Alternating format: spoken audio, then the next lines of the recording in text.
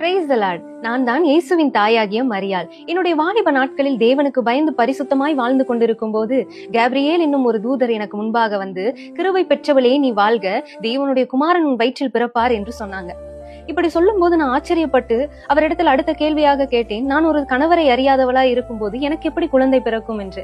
இது பரிசுத்த ஆவியினால உண்டாகும் அப்படின்னு சொல்லிட்டு அவர் போயிட்டாரு. இதை நினைத்து முதலாவது எனக்கு பயம் வந்தது. இப்படி கணவரை அறியாமல் நான் பிள்ளை பெற்றேன், ஆனால் என்னை கல்லெறிந்து கொன்று விடுவார்கள், எனக்கு திருமணம் ஆகாது, என்னை தவறாக பேசி விடுவாங்கன்ட்டு அவ்வளவு பயந்தேன். ஆனாலும் அதற்கு பின்பாக எனக்கு ஒரு வைராகியம் வந்தது.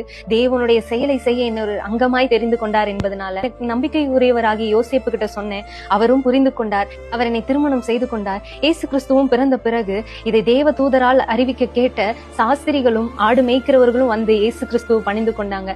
இந்த சந்தோஷத்தை என்னுடைய வார்த்தையினால சொல்ல முடியாது. அவ்வளவு சந்தோஷம். தேவனுடைய குமாரன், இந்த உலக இரட்சகரை நான் பெற்றெடுத்திருக்கேனேன்னு அவருக்கு நிறைய காரியங்களை சொல்லிக் கொடுத்தேன். தேவனை பற்றி சொல்லிக் கொடுத்து ஒழுக்கத்திலும் எல்லா காரியத்திலும் இயேசுவை நான் வளர்த்தேன்.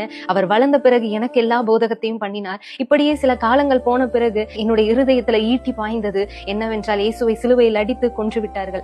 இது என்னை வேதனைப்படுத்தினது. அந்த வேதனையை சொல்ல முடியாது. அவ்வளோ வேதனை. நான் அழுது புலம்பினேன். ஆனாலும் எனக்கு ஒரு நம்பிக்கை, இயேசு கிறிஸ்து மரித்து 3ஆம் நாளில் எழும்புவேன்னு சொன்னாரு. அதே போல எழும்பி எங்களுக்கு முன்பாக வந்து நின்றார். அவரை நாங்கள் எல்லோரும் பணிந்து கொண்டோம். அவருடைய ரட்சிப்பு மகிழ்ந்தோம்.